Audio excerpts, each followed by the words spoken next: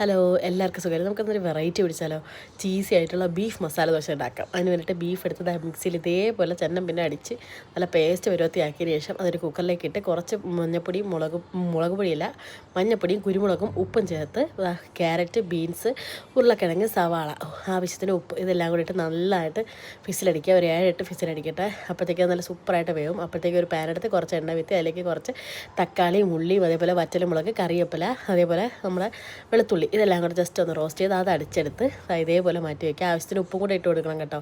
അതിനുശേഷം നമ്മൾ വെന്തിട്ടുള്ള ബീഫെല്ലാം കൂടെ ഇതേപോലെ മഷി ഇടക്ക് ഉടച്ചെടുത്ത് ഒരു പാൻ എടുത്ത് അതിലേക്ക് കടുവറുത്ത് അതിലേക്ക് കുറച്ച് മഞ്ഞൾപ്പൊടി, മുളക് പൊടി, മല്ലിപ്പൊടി, കുരുമുളക് പൊടി, ഗരം മസാല ഇതെല്ലാം കൂടെ വെച്ച് ജസ്റ്റ് ഒന്ന് റോസ്റ്റ് ആക്കിയതിന് ശേഷം നമ്മൾ പേസ്റ്റ് ആക്കി വെച്ചേക്കുന്ന ബീഫും മലക്കറിയും എല്ലാം കൂടെ ഇതേപോലെ ആഡ് ചെയ്ത് കൊടുത്ത് നന്നായിട്ടൊന്ന് മിക്സ് ചെയ്ത് അത് ഒത്തിരി ഒന്ന് കുക്കാവട്ടെ കേട്ടോ.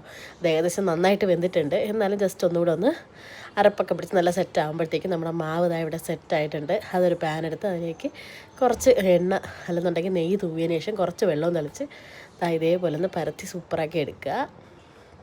ഞാൻ ഈ ബീഫ് അടിക്കുന്നത് കാണുമ്പോൾ മിക്കുള്ളവർക്കും അങ്ങനെ സെറ്റാകത്തില്ല. പക്ഷെ നന്നായിട്ട് വേവിക്കണം കേട്ടോ. മീൻസ് കുക്കറിലിട്ട്. അപ്പോൾ പിന്നെ നമ്മൾ ഇങ്ങനെ ബീഫ് മിക്സിയിൽ അടിച്ചെന്നും പറഞ്ഞ് ഒരു കുഴപ്പമില്ല.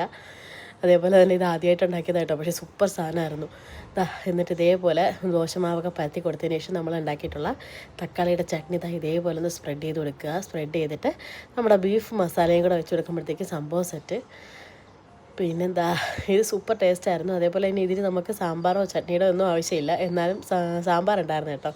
പിന്നെ അതും കൂട്ടി സൂപ്പറായിട്ട് കഴിച്ചിട്ടുണ്ടായിരുന്നു. അതേപോലെ തന്നെ ഇത് നമുക്ക് ചീസി ആയിട്ട് ഉണ്ടാക്കണമെങ്കിൽ ഇതിൻ്റെ അകത്ത് തന്നെ സെയിം ഫില്ലിങ്സും കാര്യങ്ങളും വെച്ചിട്ട് അതിലേക്ക് കുറച്ച് സവാളയും മല്ലിയിലയും പിന്നെ അതേപോലെ ഇതേപോലെ ചീസും കൂടെ വെച്ച് കൊടുക്കുമ്പോൾ നമ്മുടെ ചീസി ബീഫ് മസാല ദോശ സെറ്റായിട്ടുണ്ട്.